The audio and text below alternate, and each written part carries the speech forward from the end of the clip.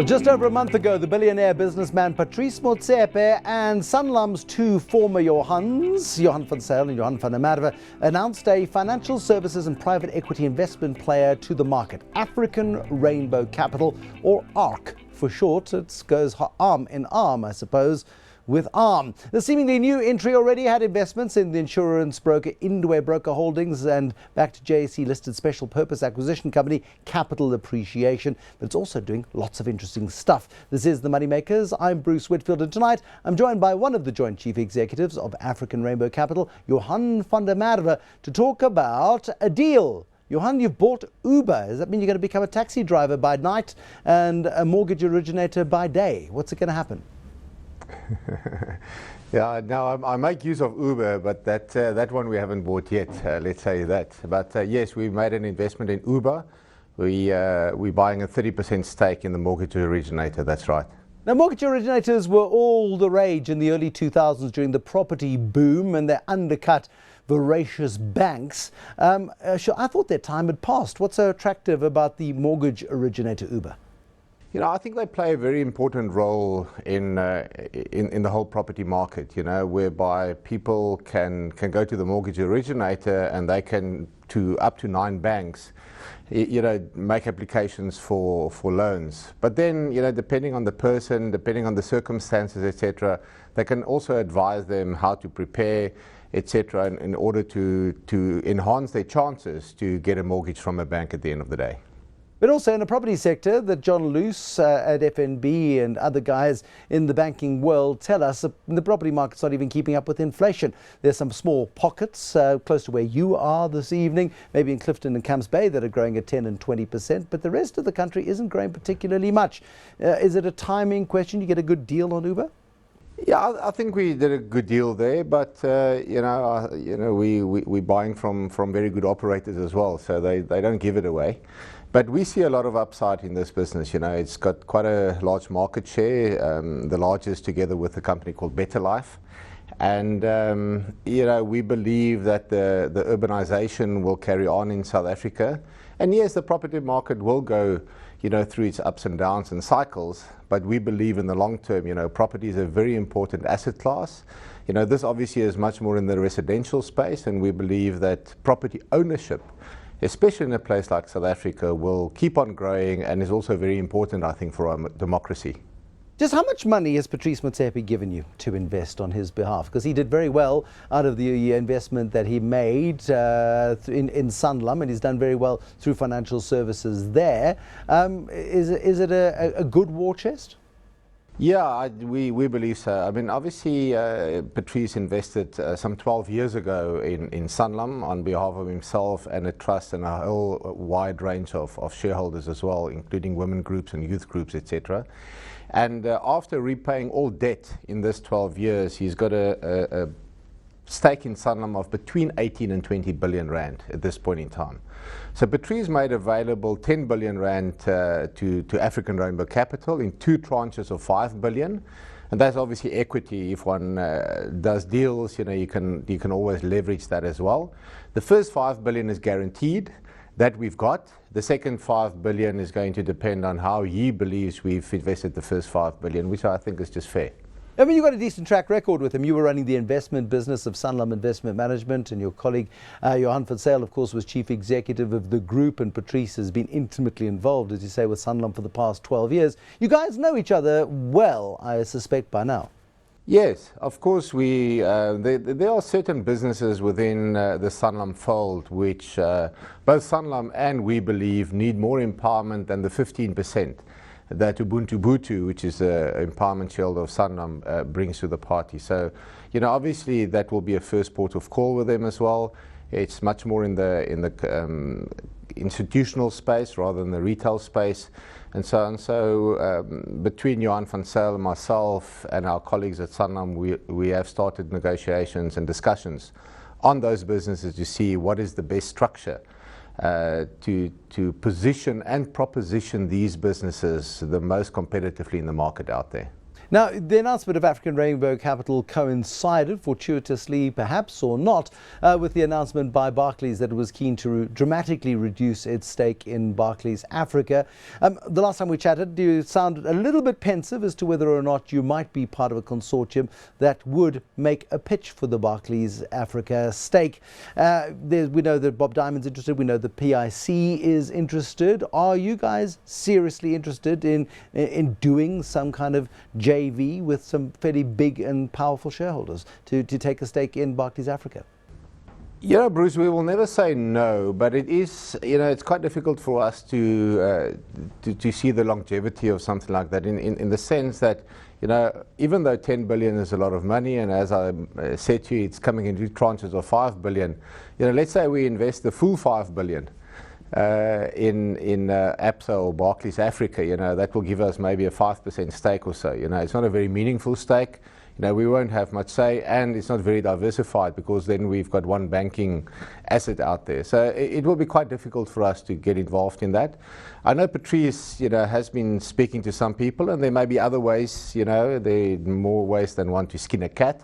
And I don't want to say we will never get involved, but from where Johan and I are sitting and the 5 billion that is given us, we can't see utilizing that 5 billion to get involved on the Barclays side as a whole. Maybe if there are assets within the Barclays fold, that makes a lot of sense, and they say that they're not going to sell the whole thing as a holistic business, but they will sell off certain parts of it. We may be interested in that. There's some very, very good businesses in there. But clearly then you see the issue of influence as being quite important. I mean, as either you or the other Johan getting a seat on the Uber board, for example, would you give that level of personal commitment to those businesses where you invest, say, a 30% stake?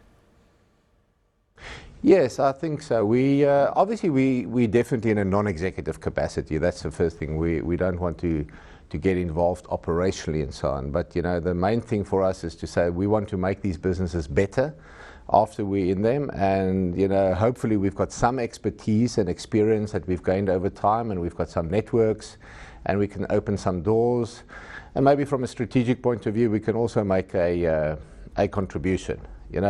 Having worked with Johan van Zyl at Sanlam and seeing him operate there, it's even different where we are now at African Rainbow Capital, because at Sanlam he had something, and obviously he had to change the business, and it was also very strategic. But now he's got a clean sheet of paper, and I'm really very impressed with the strategic intent and thinking capability that he brings to the party. It is, I must say, it's quite exciting.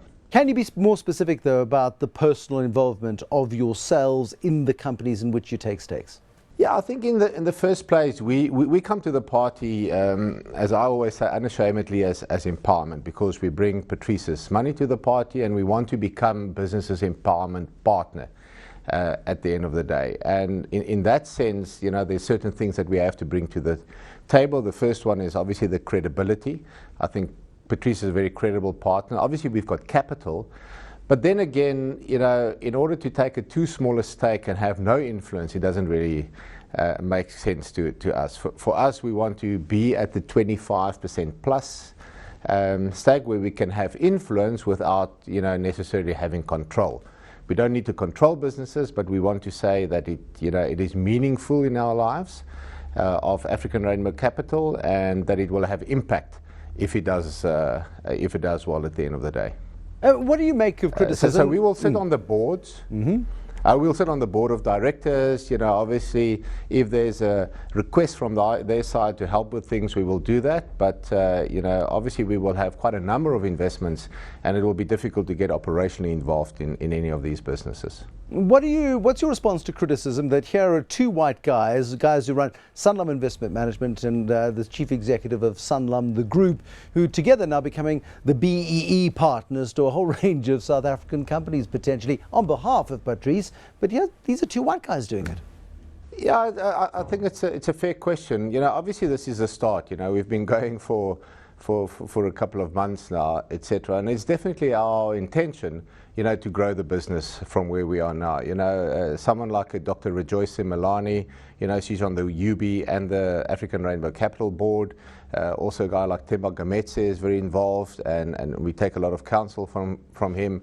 We just appointed a Chief Operating Officer, Brenda Macholo, who comes very, very highly recommended and with a very good track record, and a lady, Seretu, that's joining us as well. You know, it's a black lady from Palabova. She was at France de Toy High School there. She's got a CA, a LLB, and she's just finishing off her MBA now, and she's only 32 years old. So I hate underachievers. Over time you will see that we build out a team. No, I get that. I get that absolutely, Johan. When we look at it, though, this is a financial services play. Will we see you going into asset management? Will we see you going into direct asset management or indirect asset management? What is the thinking there? Because as an asset manager of many years standing yourself, you know that business backwards. Yeah, we do. I think we're looking at a few big building blocks in the setup of African Rainbow Capital. You know, it goes from banking to asset management to property to, you know, other diversified financial services, even health on the other end. And then obviously building on top of these building blocks, you know, businesses in the value chains, etc. So asset management, you know, definitely it's one of our main areas that we will look at. You know, maybe we could do something there with Sanlam investments. You know, if that doesn't work, you know, there are lots of other places out there. But, you know, our first port of call, where Sanlam has these businesses and they believe that they need more empowerment in these businesses, and we can actually forge a deal with Sanlam at the end of the day, that will be our first choice. But then there are many other areas where Sanlam is not necessarily that involved now, like banking, for instance, and there we will go with other partners. In fact, we are, you know, in quite serious discussions with a banking group at this point in time, which unfortunately I cannot mention whom, but you know, very exciting where we can get involved in those building blocks that we're trying to build over time. I think you've committed 10 years of your life to this project. What does it look like? What does African Rainbow Capital look like 10 years from now? Yeah, besides the diversified financial services that we want to build, we also want to establish a separate private equity fund, firstly for South Africa. Why South Africa? Because, you know, that's where, again, where our empowerment credentials can mean something to us. And in that private equity fund, we will also raise outside money. Obviously, in African Rainbow Capital, it will only be Ubuntu Butu's money, which is really Patrice's money.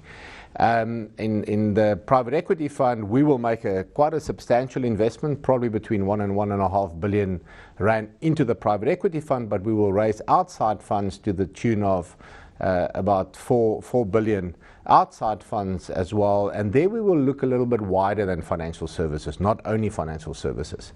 And then as a third leg, we're looking at establishing a private equity fund for Africa. Patrice is also very keen to go into Africa, but he first wants to establish this business in South Africa, and there we will also raise outside money, make an investment ourselves in the Africa Private Equity Fund, and then raise outside money for that one as well. I think once we're there, we will also try to convince Patrice that, you know, you shouldn't have all your eggs in one basket, and maybe make a few international investments as well. But for the moment, we're not looking at that. We're looking at South Africa financial services, South Africa private equity fund, a little bit wider than financial services, and then private equity fund for Africa. That's our first port of call, say, for the first 2 years.